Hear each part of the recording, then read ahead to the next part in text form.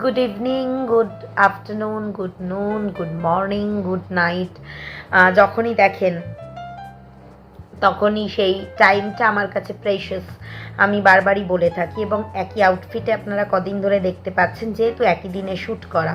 এবং যেদিন আমি শ্যুট করছি এখন প্রায় সেদিন রাত্রের কথা আমি বলছি, প্রায় 10:30 বেজে গেছে।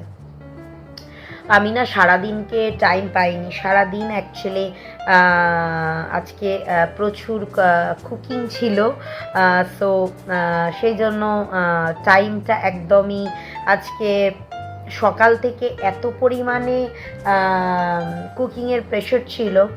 তারপরে নিজের একটু খাওয়া দাওয়া, লাঞ্চেরও তো ব্যাপার থাকে। তারপর বাচ্চা আছে, বাচ্চার বিভিন্ন, আপনারা জানেন যাদের বাচ্চারা স্কুলে এখন পড়ছে, গরমের ছুটি পড়েছে, তাদের তো স্কুলের টাস্ক থাকে, অনেক কিছুই থাকে।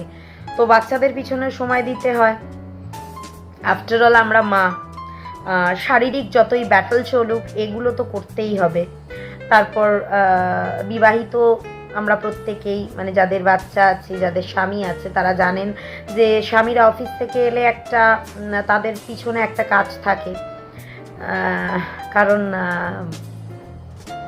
দেখুন, আমি একটা জিনিস মনে করি যে হ্যাঁ 100 বার মানে স্বামীদের তো হেল্প করাটা খুব দরকার। মানে বউরা যখন অ্যাকচুয়ালি বউরা ভীষণ সারাদিন যে কাজটা করে, তারাও তো একটা থ্যাঙ্কলেস জব করে যায় সারাদিন ধরে। অবশ্যই স্বামীদেরও উচিত ছুটির দিনে অন্তত বউদের হেল্পটা করা, এমনি দিনেও যতটা পারবে। কিন্তু সবসময় তো সেটা পসিবল হয় না তাদের পক্ষে। তারাও অনেক সময় বাইরে কাজ করে। আমরা যারা মেয়েরা বাড়িতে বসে কাজ করি তাদের কাজটা এক ধরনের, এবং যে সমস্ত মেয়েরা বাইরে গিয়ে কাজ করে তাদের কাজটা আরও হেক্টিক। তো তারা যদি বাড়িতে এসে কাজ করতে পারে তাহলে স্বামীরাও পারে, আমরা অবশ্য সেটাই বলি এবং এটা খুব সত্যি কথা। কিন্তু অনেক সময় কি হয়, ধরুন আপনার হাজব্যান্ডের আস্তে আস্তে অনেকটা রাত্রির হয়ে গেল, এবং আমি দেখেছি হাজব্যান্ডরা, বিশেষত হাজব্যান্ডরা বিয়ের পর কিন্তু একটু ওই ঘোড়া দেখলে খোঁড়া হয়ে যাওয়ার মতো অবস্থা তাদের হয়। মানে যেহেতু বউকে দেখেছে, তো আমাকে একটু জলটা দে, আমাকে একটু খেতেটা দে, আমাকে একটু মানে পারলে গা মুছিয়ে দে, মানে যাবতীয় কাজ আর কি। মানে সারাদিনের যে বাইরের যে তাদের একটা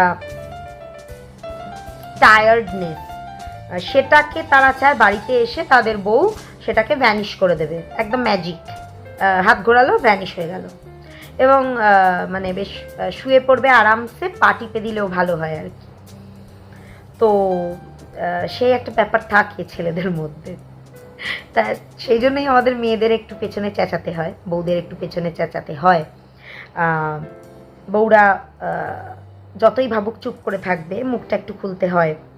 হ্যাঁ, তো তখনই মনে হয় বাবা বউটা কি ঝগড়ুটে, বিয়ের আগেই ভালো ছিলাম। তাহলে বিয়ের আগে তাহলে যে কাজগুলো বরেরা করতে পারতো সেগুলো বউদেরকে দেখার পর কেন করতে পারে না? এটা আমার একটা বড় কোয়েশ্চেন। আপনারা বরেদেরকে জিজ্ঞেস করে এটা একটু কমেন্ট বক্সে লিখবেন তো, যে কার কার বর এরকম করে। আমার বর তো করে। হ্যাঁ, এবং আমার এটা একটা বিরাট কোয়েশ্চেন আমার বরের কাছে, যে যে বিয়ের আগে সব কাজ পারতো, বিয়ের পর কেন ঘোড়া দেখে খোঁড়া হয়ে গেছে, মানে বউকে দেখে কোনো কাজ পারে না। এবং তার সদুত্তর আমি আজ অবধি পাইনি। আপনারা কারা কারা পেয়েছেন একটু জানাবেন আমাকে কমেন্টসে। হ্যাঁ, যাকে আজকে কবিতাটি আগে বলে নি আমার লেখা। আজকের কবিতার বিষয়বস্তু হচ্ছে শিক্ষা প্রতিষ্ঠান নাকি জুয়া খেলার স্থান।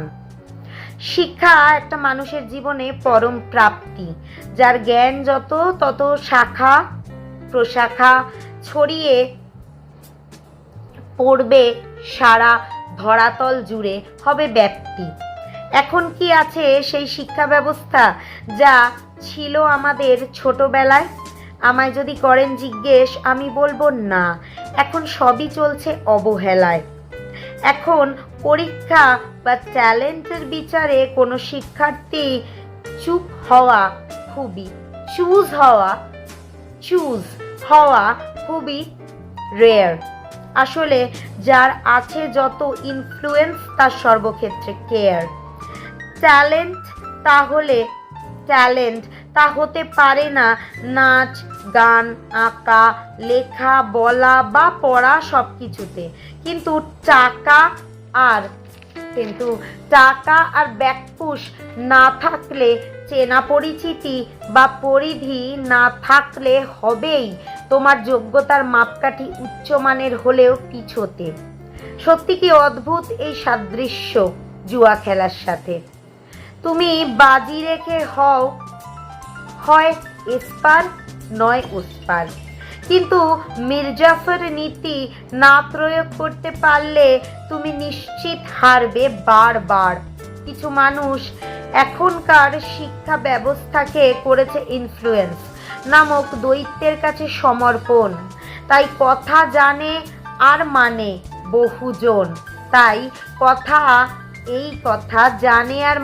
বহুজন, কিন্তু বিড়ালের গলায় বাঁধবে ঘন্টি, কামড় খায় কোনজন। একটা জিজ্ঞাসা চিহ্নের মতো আজকে কবিতাটা আমি শেষ করছি। আজকের কবিতাটা নিয়ে আপনারা একটু ভেবে দেখবেন কথাগুলো। জানি না, হ্যাঁ, আমাদের সরকার বদল হয়েছে, এবার নতুন সরকার এসেছে, নিশ্চয়ই বদল আসবে। সবাই অন্তত তাই এক্সপেকটেশন রেখেই সেই বদলটা এনেছে। সবাই চাইছে যে যেভাবে একটা মানুষ এতদিন ধরে বা এত বছর ধরে স্ট্রাগল করেছে, কিন্তু তার সেইভাবে তার কাছে সাফল্য তো আসেইনি, উপরন্তু পুশব্যাক জিনিসটা প্রত্যেকটা সময় যাদের সত্যিকারের ট্যালেন্ট রয়েছে তাদেরকে পিছিয়ে দিয়েছে। এবং এটা সর্বক্ষেত্রে, আমি শুধু স্কুল বলে বলবো না, সর্বক্ষেত্রে এক জিনিস। কিন্তু হ্যাঁ, প্রাইভেট স্কুলগুলোতে এখন আমরা অনেক ক্ষেত্রে সেই জিনিসটা বেশি করে দেখতে পাই। এই যে জিনিসটা বললাম, এই শিক্ষা প্রতিষ্ঠান কিন্তু শুধুমাত্র স্কুল মানে বাচ্চাদের স্কুল বলে না বা বড়দের স্কুল বলে না, শিক্ষা প্রতিষ্ঠান সব জায়গা। আমরা যেখানে নতুন চাকরিতে ঢুকি সেটাও কিন্তু আমাদের কাছে শিক্ষা প্রতিষ্ঠান। আমরা নতুন যেখানে কোনো কোর্স করতে ঢুকি সেটাও আমাদের কাছে শিক্ষা প্রতিষ্ঠান। সেখানেও আপনি দেখবেন যাদের একটুখানি ব্যাকপুশ বেশি থাকে, বা ধরুন যে কোনো স্কুল বলতে আমি সব ধরনের স্কুলের কথা বোঝাচ্ছি, পার্টিকুলারলি কোনো বাচ্চাদের স্কুল নয়, পার্টিকুলারলি কোনো বড়দের স্কুল নয়, পার্টিকুলারলি প্রাইভেট স্কুল নয়, সব ধরনের স্কুল, বাচ্চা স্কুল, বড় স্কুল, প্রাইভেট স্কুল, যে কোনো শিক্ষা প্রতিষ্ঠান, যে কোনো জায়গায় যেখানে আমরা রোজ নামচার কাজকর্ম বা পেশার সাথে যুক্ত, সেখানে ব্যাকপুশ ছাড়া কিন্তু সেই পর্যায়টা আপনি এতদিন পর্যন্ত অন্তত হাসিল করতে পারতেন না বা পারতাম না আমরা কেউ। তো সেই নিয়েই কবিতাটি লেখা। কোনো সরকারকে টার্গেট করে লেখা না, কোনো বদলকে টার্গেট করে লেখা না, কোনো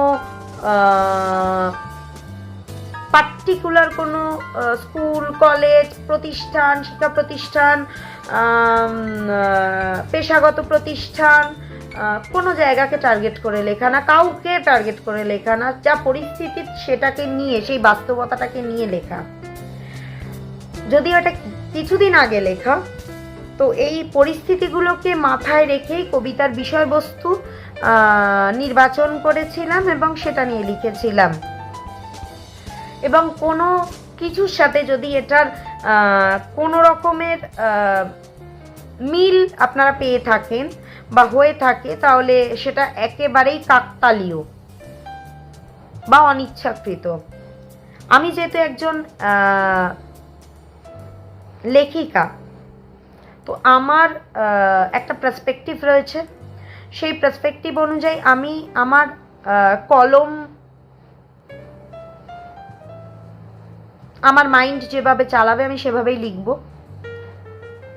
কলমটা হাতে যখন ধরবো তখন আমার মাথায় যে কথাটি একটা পার্টিকুলার পরিস্থিতিকে বেস করে আসবে আমি সেটাই লিখব। সেটা আমার